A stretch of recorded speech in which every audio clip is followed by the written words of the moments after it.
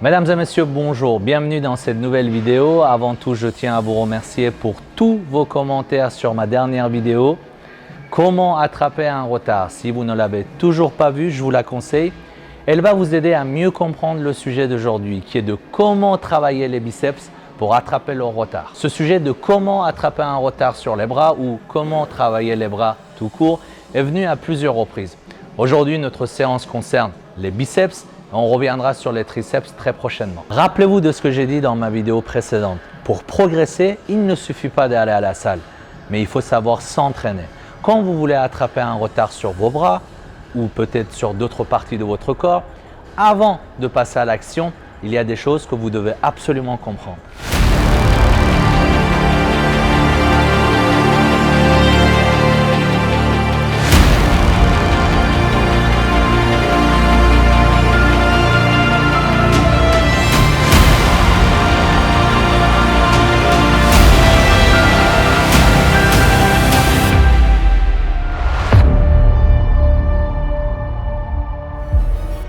Avant de commencer à travailler votre biceps, il faut comprendre son anatomie et sa biomécanique. Il faut aussi comprendre la tension mécanique, le stress métabolique et le dommage musculaire afin qu'une fois à la salle, vous puissiez les mettre en pratique. Je suis avec Nour, que vous connaissez déjà, et qui nous prête son corps pour la séance d'aujourd'hui. Nous allons d'abord essayer de comprendre l'anatomie et la biomécanique de ton biceps de la manière la plus simple possible.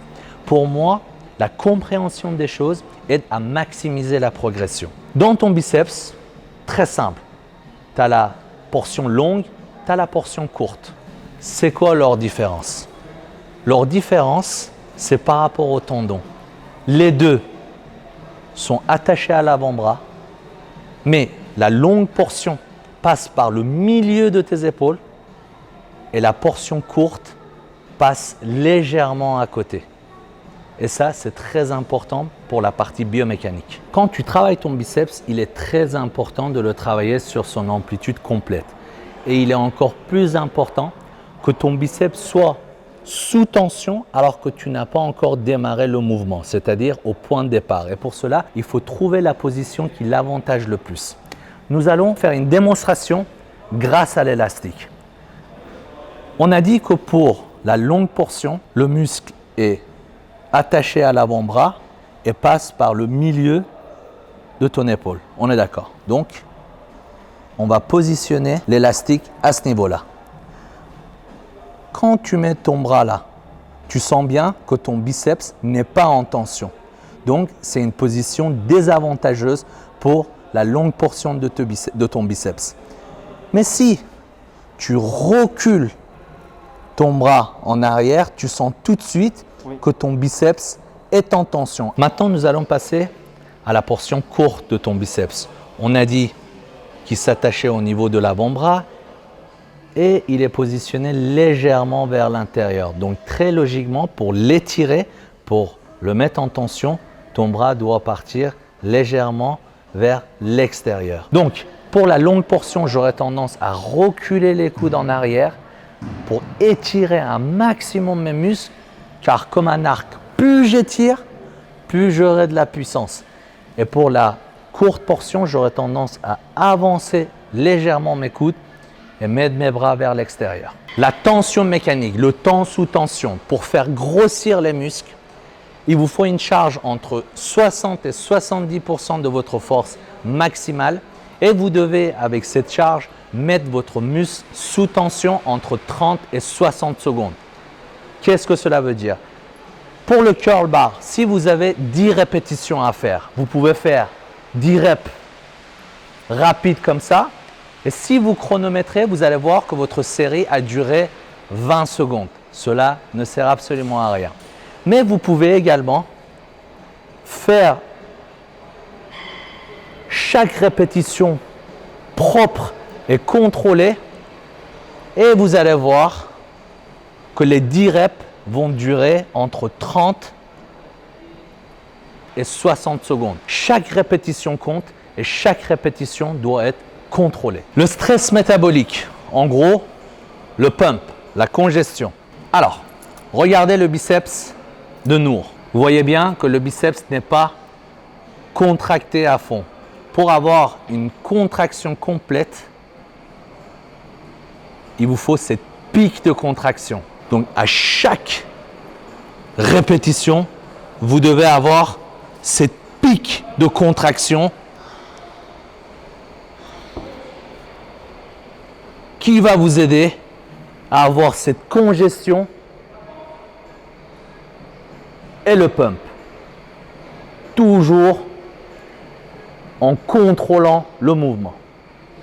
Enfin, le dernier point, le dommage musculaire. Pendant l'entraînement, on doit créer des dommages, on doit casser les fibres. Et la phase excentrique est très intéressante si tu veux pour casser ces fibres-là, mais elle est souvent négligée par beaucoup de pratiquants. On ne contrôle pas assez la phase excentrique. Alors que dans cette phase, tu as 30% de force supplémentaire.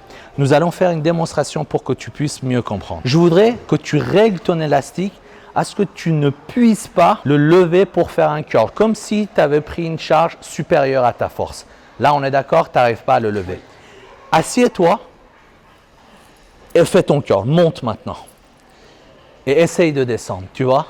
Donc, tu arrives à le faire en contrôlant. Ce qui veut dire que dans la phase excentrique, tu as plus de force que dans la phase concentrique. C'est très important qu'à chaque fois, tu bénéficies de cette phase. Tu contrôles ton mouvement. Alors nous, on va passer à l'action. Pour la partie longue et courte, on va donner 2 exercices pour chacun. On va commencer par curl sur banc incliné avec haltère et curl à la poulie basse unilatérale pour la longue portion. Et pour la courte portion, on va faire du curl spider et on va terminer par du Larry Scott. Alors, la première chose à faire, je ne prends pas des charges lourdes. Je cherche la ressenti, la visualisation. On y va. Ne tends pas complètement le bras là, parce que là, tu mets une tension, si tu veux, un stress qui n'est pas utile au tendon. Ouais. Semi-tendu, voilà, pour que le biceps reste en tension. Super. Contracte, contracte. Et tu relâches tout doucement. Pas vers l'extérieur. Là, on travaille la longue portion. Voilà.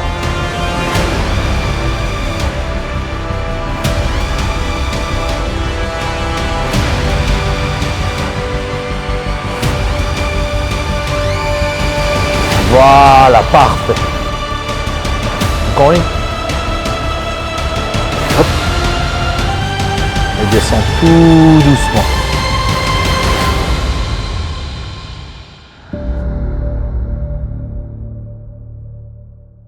Deuxième exercice à la poulie. C'est vraiment l'un de mes préférés puisque grâce à cette charge que la poulie met sur ton bras, ça le tire encore plus en arrière. Donc, le muscle est encore plus tiré. S'il te plaît, ne tends pas complètement. Ok? Allez, on y va. Et tu relâches tout doucement. Ne donne pas d'un-coup parce que là, tu as engagé tes deltoïdes. Super. 2. 3. Garde en tension. Super. 4. 5. Colle le biceps.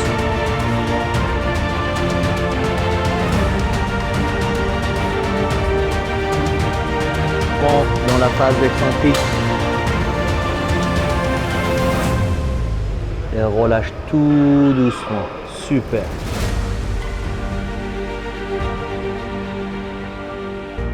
Nous allons cibler la partie courte, la courte portion de tes biceps. Le banc, tu peux le régler selon ton ressenti, mais par rapport à ta taille, je pense que le réglage est parfait. Donc, très important, tu pars en supination. N'oublie pas, ton muscle est attaché sur la partie intérieure. Donc, pour l'étirer, il va falloir que tu partes légèrement vers l'extérieur.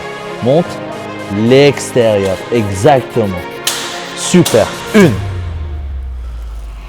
2,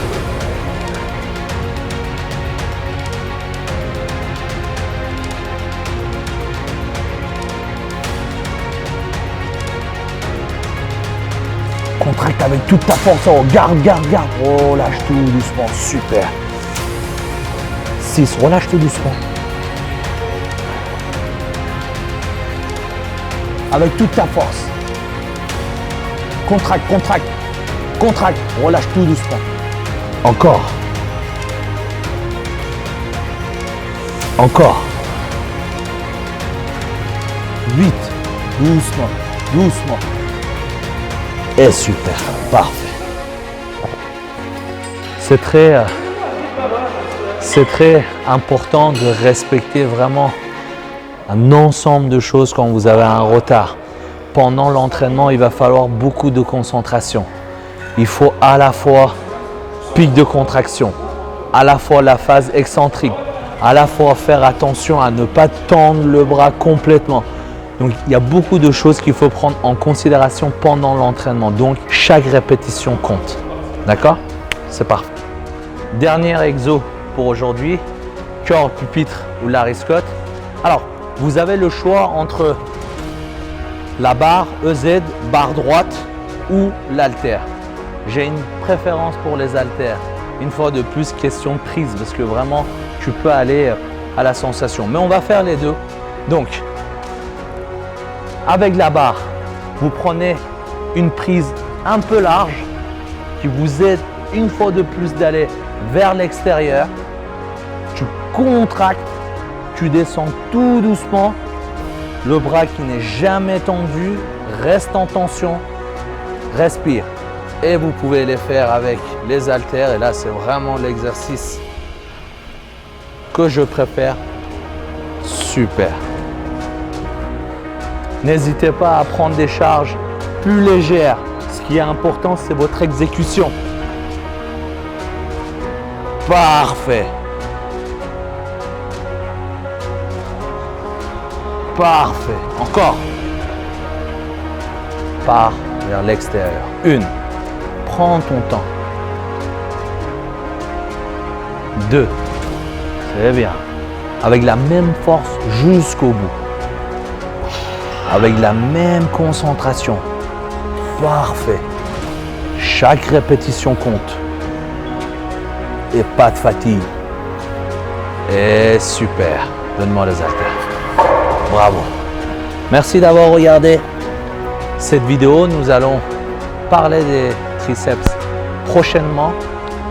Maxime, Régis, Philippe ont commencé leur préparation pour aller décrocher la qualification d'Olympia au mois de novembre. Il y a aussi Rémi et Savry qui préparent leur compétition pour aller décrocher leur carte pro. Nous allons revenir avec des vidéos d'entraînement, de motivation très vite. Merci encore et à bientôt.